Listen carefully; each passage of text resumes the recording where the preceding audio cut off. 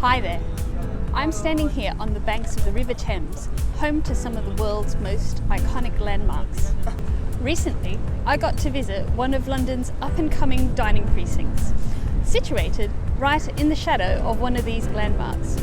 I'm talking about the Battersea Power Station and one of the UK's newest wineries.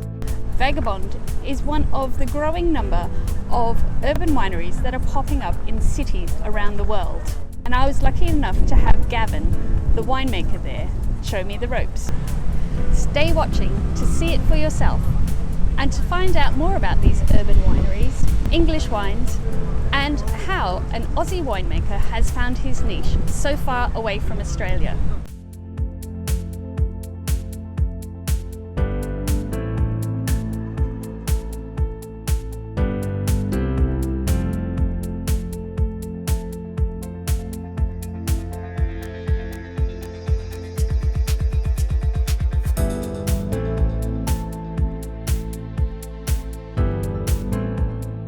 The main reason for us was people.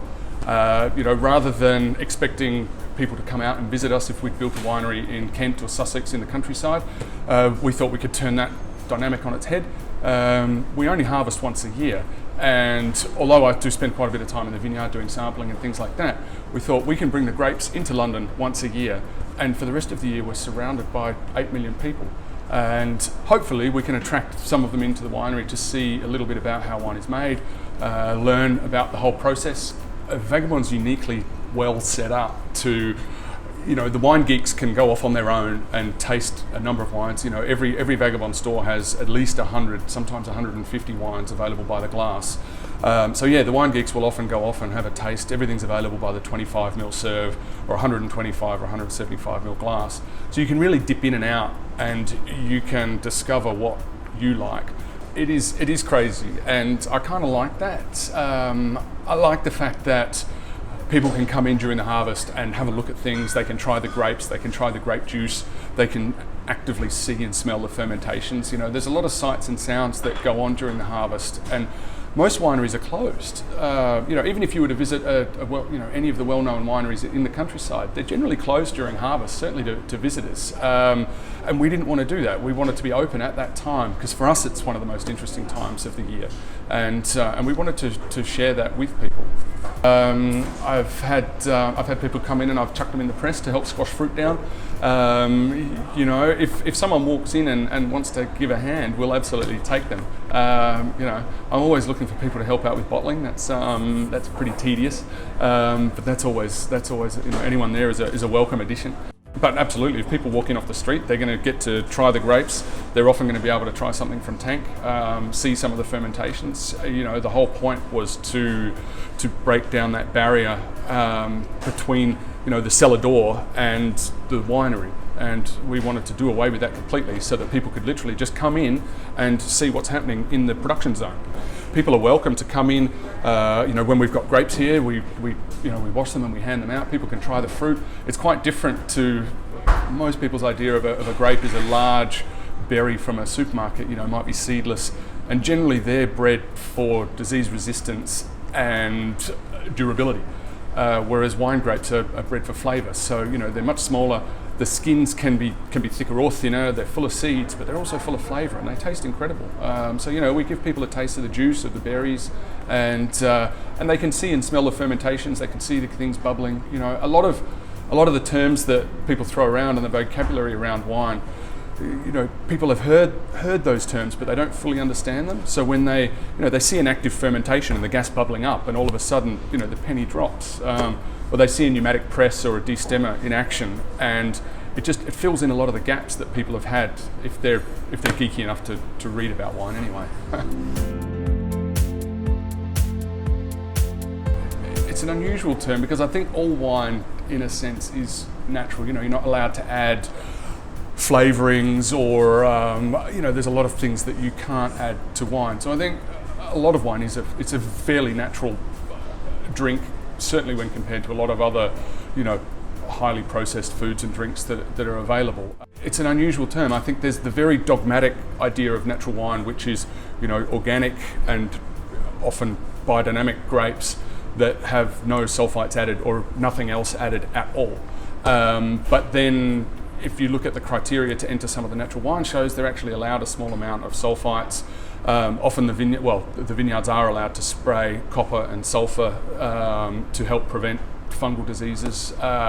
So even some of the organic and natural wines, they do have some other things added in. I try to always make my wines with the least amount of intervention possible, but I'm not dogmatic about that. I think if doing something to the juice or the wine is going to make the wine better, then I'm absolutely going to do it. Ultimately the goal is to make the best wine possible, but at least for me, to make the best wine possible with the minimum of inputs or with the minimum of handling.